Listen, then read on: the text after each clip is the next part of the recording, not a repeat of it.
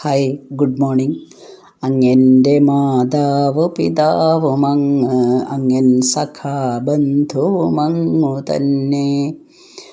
അങ്ങെൻ്റെ വിദ്യാധനമങ്ങു മാത്രം, അങ്ങാണെനിക്കൊക്കെയുമെൻ്റെ ദേവാ.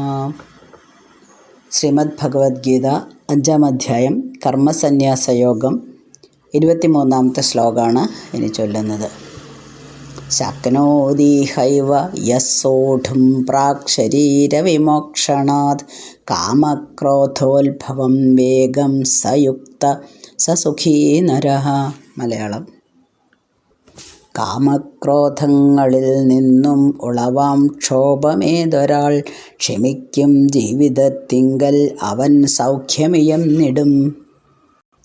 യഹ ആരാണോ ശരീരവിമോക്ഷണാത് പ്രാക് ശരീരം വിടുന്നതിന് മുമ്പ്, ഈ ശരീരം ഉപേക്ഷിക്കുന്നതിന് മുൻപ്, ഇഹയേവ ഈ ജന്മത്തിൽ തന്നെ, കാമക്രോധോത്ഭവം വേഗം കാമക്രോധങ്ങളിൽ നിന്നുണ്ടാകുന്ന ക്ഷോഭത്തെ സോഢും സഹിക്കാൻ ശക്നോതി ശക്തനാവുന്നത് സഹ നരഹ യുക്തഃ അയാളാണ് യോഗി. സഹ സുഖി അയാൾ തന്നെ സുഖിയും. നമ്മളുടെ ഒരു ശത്രു നമ്മുടെ ഉള്ളിലുണ്ട് എന്നുള്ളത് നമ്മൾ കണ്ടുപിടിച്ചു. അതിനെ എങ്ങനെ നമ്മൾക്ക് സർവശക്തി ഉപയോഗിച്ച് നമ്മളതിനെ തുരത്താൻ പോവുകയാണ്. അതിനുള്ള ഉപായങ്ങളാണ് ഇവിടെ ഭഗവാൻ പറഞ്ഞു കൊടുക്കുന്നത്.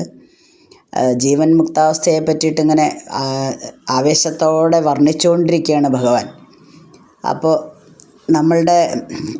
നമ്മളിപ്പോൾ ജീവിക്കുന്ന സംസാര ലോകം എപ്പോഴും മാറി മറിഞ്ഞുകൊണ്ടിരിക്കുകയാണ്. അപ്പോൾ നമ്മുടെ മനസ്സാണെങ്കിലോ അതുമായിട്ട് എപ്പോഴും സമ്പർക്കം പുലർത്തിക്കൊണ്ടിരിക്കുകയാണ്. അപ്പോൾ എങ്ങനെയാണ് നമ്മൾ ജീവിച്ചിരിക്കുമ്പോൾ ഇതെല്ലാം ഇന്ദ്രിയങ്ങളിങ്ങനെ പുറത്തേക്ക് തുറന്നിരിക്കുന്നു, അതിൽ കൂടെ എല്ലാം നമ്മൾ അനുഭവിക്കുന്നു, സ്വീകരിക്കുന്നു, അതിനെപ്പറ്റി വ്യാകുലപ്പെടുന്നു. ചിലപ്പോൾ സന്തോഷാനുഭവങ്ങളാവാം, ചിലപ്പോൾ സങ്കടമായിട്ടുള്ള അനുഭവങ്ങളാവാം. ഇങ്ങനെയൊക്കെ ഇരിക്കുമ്പോൾ, ഇങ്ങനെ ജീവിച്ചുകൊണ്ടിരിക്കുമ്പോൾ നമുക്ക് എങ്ങനെയാണ് ഈ ശാശ്വത സുഖം ലഭിക്കുക എന്നൊരു ചെറിയ സംശയം നമ്മൾക്ക് എല്ലാവർക്കും വരാം. അത് മാറ്റിത്തരാം. ഇപ്പം ഈ ശ്ലോകത്തിലൂടെ മാറ്റിത്തരാം. ഭഗവാൻ അർജുനന് അങ്ങനൊരു ചിന്ത ഉണ്ടായാലോ എന്ന് വിചാരിച്ച് അർജുനനോട് ഉപദേശിക്കുന്ന അതേ രൂപേണ തന്നെ നമ്മളായിട്ടുള്ള സാധാരണക്കാരായ ജനങ്ങൾക്ക് കൂടെ വേണ്ടിയിട്ട് പറഞ്ഞു തരികയാണ്. അപ്പോൾ എന്താണ് നമ്മുടെ ശത്രുക്കൾ? കാമവും ക്രോധവുമാണ് നമ്മുടെ രണ്ട് ശത്രുക്കൾ. ഉള്ളിലിരിക്കുന്ന രണ്ട് ശത്രുക്കളാണ് കാമവും ക്രോധവും. അത് രജോ ഗുണം കൊണ്ട് ഉണ്ടാവുന്നതാണിത്. അപ്പോൾ ഈ ആഗ്രഹങ്ങളെ നമ്മൾ തന്നെ നിയന്ത്രിക്കുക. കാമത്തെ നിയന്ത്രിച്ചാൽ ക്രോധം അവിടെ തനിയെ നിയന്ത്രിക്കപ്പെടും. അപ്പം നമ്മളുടെ ഈ ശരീരം വെടിയുന്നതിന് മുൻപ് തന്നെ ഈ കാമത്തിൽ നിന്നും ക്രോധത്തിൽ നിന്നും മുക്തനാവുക. അതായത് അവയെ നിയന്ത്രിക്കാൻ കഴിഞ്ഞാലേ അവരെയാണ് എന്ത് വിളിക്കുന്നത്? യോഗി എന്ന് വിളിക്കുന്നത്. നമ്മുടെ മനസ്സിൽ കാമക്രോധങ്ങൾ ഉടലെടുക്കുമ്പോൾ അത് ബാഹ്യവിഷയങ്ങളിൽ താല്പര്യം നമ്മളിൽ ജനിപ്പിക്കുന്നു. അതുകൊണ്ട് നമുക്ക് ധാരാളം അസ്വസ്ഥതകളാണ് ഉണ്ടാവുന്നത്. ഉദ്ദിഷ്ട ലക്ഷ്യത്തിൽ നമ്മൾക്ക് എത്തണമെന്ന് ആഗ്രഹമുണ്ട്. പക്ഷേ ആ ലക്ഷ്യത്തിലെത്തുന്നതിന് മുൻപേ തന്നെ ഈ കാമങ്ങൾക്ക്, ആഗ്രഹങ്ങൾക്ക് എന്തെങ്കിലും വിഘ്നം വന്നു കഴിഞ്ഞാൽ അപ്പോൾ അത് നമ്മൾ പുഴയൊക്കെ പറയില്ലേ, ഉഗ്രരൂപിണിയായിട്ടാണ് ഇപ്പോൾ ഒഴുകുന്നത്, ശാന്തമായിട്ട് ഒഴുകുന്നു എന്നൊക്കെ പറയുന്ന പോലെ, ശാന്തമായിട്ട് ഒഴുകുന്ന നമ്മളുടെ ആഗ്രഹങ്ങൾ സഫലമാവാതെ വരുമ്പോൾ ഉഗ്രരൂപം കൈക്കൊള്ളാൻ തോന്നും. അതാണ് ക്രോധം. അപ്പോൾ കാമത്തിൽ നിന്നാണ് ക്രോധമുണ്ടാകുന്നത്. ഇത് രണ്ടും നമ്മുടെ മനസ്സിലെ ഇങ്ങനെ വലിച്ചുകൊണ്ടിരിക്കുകയാണ്, അല്ലെങ്കിൽ അത് നമ്മളെ കൊണ്ട് ചെയ്യിച്ചുകൊണ്ടിരിക്കുകയാണ്. കാമം വരുന്നു, അത് സാധിക്കാതാവുമ്പോൾ ക്രോധം വരുന്നു. അപ്പോൾ എത്രയാണോ ഈ കാമത്തിൻ്റെ തീവ്രത, ആഗ്രഹം വളരെ അധികമാണ്. നമുക്ക് ഒരു കാര്യത്തിനോടുള്ള ആഗ്രഹം അതിതീവ്രമാണ്. അങ്ങനെയാണെങ്കിൽ അതിനനുസരിച്ച് തടസ്സം വരുമ്പോൾ ക്രോധത്തിൻ്റെ അളവും താനെ തന്നെ കൂടിക്കൊണ്ടിരിക്കും. അപ്പോൾ ഈ ബാഹ്യവിഷയങ്ങളിൽ നമുക്ക് പ്രിയമില്ല, അപ്രിയമില്ല, സന്തോഷമില്ല, സന്താപമില്ല എന്നുള്ള ഒരവസ്ഥ നമ്മൾ എത്തിക്കഴിഞ്ഞാൽ അതാണല്ലോ യോഗിയുടെ ലക്ഷണം. അപ്പം നമുക്ക് സംതൃപ്തനായിട്ട് ഒന്നിനു നേരെ ഇനി എന്തൊക്കെ നമ്മളെ പ്രേരിപ്പിക്കാൻ നോക്കിയാലും നമുക്ക് കാമം ഉണ്ടാവുന്നില്ല. അപ്പോൾ കാമമില്ലെങ്കിൽ പിന്നെ ആരില്ല? ക്രോധങ്ങളുമില്ല. അപ്പോൾ കാമത്തെയും ജയിക്കണം, ക്രോധത്തെയും ജയിക്കണം. അവയെ അടക്കി നിർത്തുക തന്നെ വേണം. അത്ര എളുപ്പമുള്ള ഒരു കാര്യമല്ല കേട്ടോ. സാധാരണക്കാരായ ജനങ്ങൾക്ക് അത് അത്ര എളുപ്പമല്ല. എന്നാലും നമ്മൾ അതിനായിട്ട് പരിശ്രമിക്കണം. അപ്പോൾ എന്താണ് നമുക്കിപ്പോൾ നമ്മളുടെ ഒരാൾക്ക് ഒരാഗ്രഹമുണ്ട്. ആ ആഗ്രഹം വന്നു കഴിഞ്ഞാൽ നമ്മൾ ഈ സംസാര ലോകത്തിൽ ജീവിക്കുമ്പോൾ ആഗ്രഹങ്ങൾ മാത്രമേ ഉള്ളൂ അല്ലേ. നല്ല നല്ല ആഗ്രഹങ്ങളാണ് എപ്പോഴും നമുക്ക് തോന്നാറ്. ആ ആഗ്രഹം നടക്കണം. ഒരാഗ്രഹം നടന്നു എന്നാൽ നമ്മൾ സംതൃപ്തരാണോ? അല്ല, ഇനിയും കൂടുതൽ നടത്തണം. ഇനി അടുത്ത ആഗ്രഹം കൂടെ. ഇതെല്ലാം നമ്മൾ ഇതിനു മുന്നേയുള്ള ശ്ലോകങ്ങളിൽ ധാരാളം എക്സാമ്പിളായിട്ട് പറഞ്ഞിട്ടുണ്ടല്ലോ അല്ലേ. സൈക്കിൾ കിട്ടിയാൽ ചെറിയ വണ്ടി വേണം തോന്നും, അത് കഴിഞ്ഞാൽ കാറ് വേണം തോന്നും. ആ ഒരു ചെറിയ കാര്യം ഒരു എക്സാമ്പിൾ പറഞ്ഞാണ്. അങ്ങനെ പലതരം ആഗ്രഹങ്ങളുണ്ടാവും കേട്ടോ. ആ ആഗ്രഹം നടന്നു കഴിഞ്ഞാൽ നമ്മൾ സന്തോഷിക്കും. അതേ സമയത്ത് തന്നെ ആ ആഗ്രഹം നടക്കാതെ വന്നാൽ നമുക്ക് ക്രോധം വരും. അങ്ങനെ ആഗ്രഹം സാധിച്ചാൽ നമ്മളൊന്ന് ചിന്തിക്കുക, ഇപ്പോഴത്തെ കിട്ടിയ സന്തോഷം എന്നും നിലനിൽക്കുന്നതാണോ? അപ്പോൾ ഇനിയും അടുത്ത ആഗ്രഹം വരികയാണ്. ആ ആഗ്രഹത്തിൽ കിട്ടിക്കഴിഞ്ഞാൽ ഞാൻ സമാധാനപ്പെടുമോ? അതോ വീണ്ടും ആഗ്രഹിക്കുമോ? അങ്ങനെ ആഗ്രഹങ്ങൾ ഒരിക്കലും നിൽക്കുന്നില്ലല്ലോ. അപ്പോൾ ആഗ്രഹം നമ്മുടെ മനസ്സിൽ ഒരു ചിന്ത വളർത്തുകയാണ് ചെയ്യുന്നത്. ചില ആൾക്കാർ ചിലപ്പോൾ എന്ത് ചെയ്യും, ഒരു പ്രതിജ്ഞ പോലെ എടുക്കും. ഞാൻ നാളെ മുതൽ വളരെ സാത്വികനായിട്ട് ജീവിക്കാൻ പോവുകയാണ്. എനിക്ക് ഒരു ആഗ്രഹങ്ങളും മനസ്സിലില്ല. എന്തെങ്കിലും ആഗ്രഹങ്ങൾ ബാക്കിയുണ്ടോ? എനിക്കിനി ഒന്നുമില്ല, എല്ലാം വളരെ സാറ്റിസ്ഫൈഡാണ്, ഞാൻ വളരെ തൃപ്തിയോടെ ജീവിക്കുന്ന ഒരാളാണ്, യാതൊരു ആഗ്രഹവും ഇല്ല എനിക്ക്. പക്ഷേ എന്തെങ്കിലും നമ്മുടെ മുന്നിൽ വരുമ്പോൾ സാഹചര്യങ്ങൾക്കനുസരിച്ച് വീണ്ടും നമുക്ക് ആഗ്രഹം വരാം. അപ്പം എന്താണോ നിങ്ങൾ ആഗ്രഹിച്ചത് അത് കഴിയുന്നത്ര അത് നടത്തുക തന്നെ വേണം. പറ്റുന്നതാണെങ്കിൽ നടത്തണം. നടത്തിയില്ലെങ്കിൽ എന്താ കുഴപ്പം? അത് വീണ്ടും നമ്മുടെ മനസ്സിൽ അയ്യോ അങ്ങനെ ഒരു ആഗ്രഹം ഉണ്ടായിരുന്നു, എന്ത് ചെയ്യും, എനിക്ക് അത് നടന്നു കിട്ടിയില്ലല്ലോ ഭഗവാനെ എന്നിങ്ങനെ ചിന്ത വരും. അപ്പോൾ വാശി പിടിക്കരുത്. ഇനി ഞാൻ ആഗ്രഹിക്കില്ല എന്നൊക്കെ പറഞ്ഞാലും ചില ആൾക്കാരിങ്ങനെ പ്രതിജ്ഞ എടുക്കുമല്ലേ, നാളെ മുതൽ ഞാൻ ചായ കുടിക്കുന്നില്ല, സിഗരറ്റ് വലിക്കുന്നില്ല, കള്ള് കുടിക്കുന്നില്ല, നിർത്തി. ഒപ്പം പിറ്റേ ദിവസം ഇരുന്ന ഒരു 5-6 പേര് കൂടിയിട്ട് കള്ള് കുടിക്കുമ്പോൾ നമ്മൾക്ക് ഇങ്ങനെ ആഗ്രഹം വരാൻ തുടങ്ങും വീണ്ടും. എന്താ കാരണം? നിർത്തിയെന്നൊക്കെ നമ്മൾ പറഞ്ഞാലും മുന്നിലിരുന്ന് മറ്റുള്ളവർ ചെയ്യുമ്പോൾ നമുക്ക് വീണ്ടും ഒരു ആഗ്രഹം എന്തായാലും വരും, യാതൊരു സംശയവുമില്ല, അത് വന്നിരിക്കും. അപ്പം എന്തെങ്കിലും ആഗ്രഹം ഉണ്ടെങ്കിൽ അതേ സമയത്ത് നമ്മൾക്ക് അത് കള്ള് കുടിക്കണമെന്ന് ആഗ്രഹം ഉണ്ടെങ്കിൽ കുടിക്കുക, ധാരാളം കുടിച്ചോളൂ, ഒരു കുഴപ്പമില്ല. ആരുടെ ശരീരമാണ് പോവുകയെന്ന് മാത്രം ചിന്തിച്ചാൽ മതി. അത് നമുക്ക് സന്തോഷം തരുന്നുണ്ടോയെന്നും എന്തെങ്കിലും സന്തോഷം നമുക്ക് തരുന്നുണ്ടോയെന്നും കൂടെ ചിന്തിക്കാം.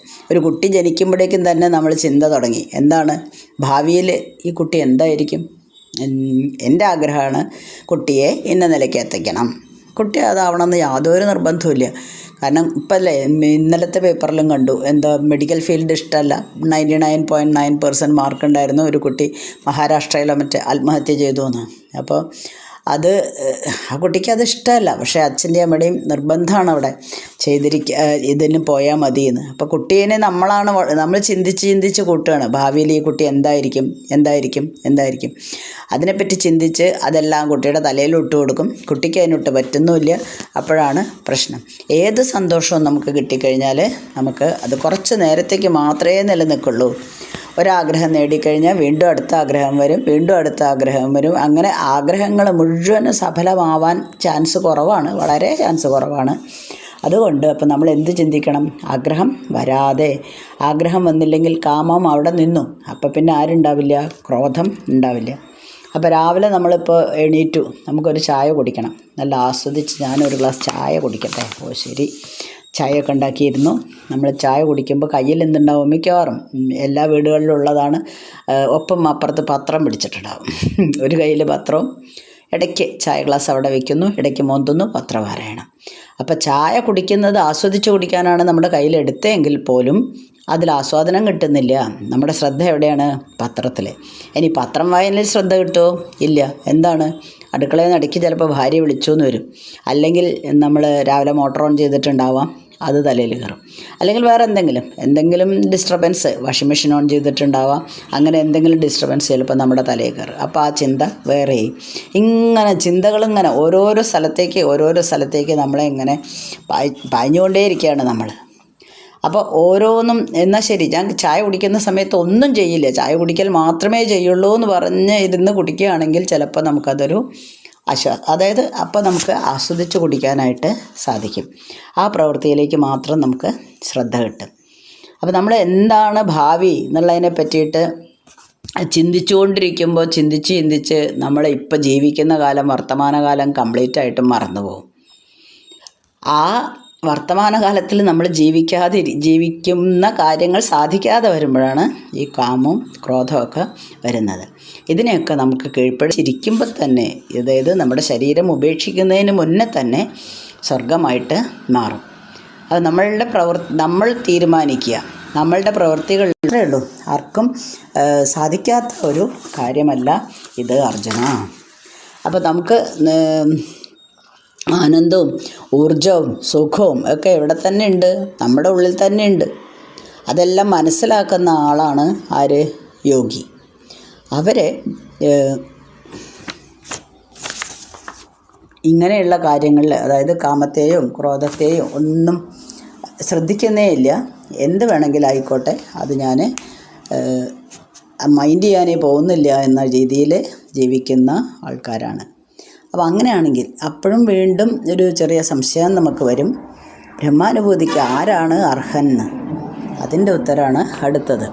24ാമത്തെ ശ്ലോകം.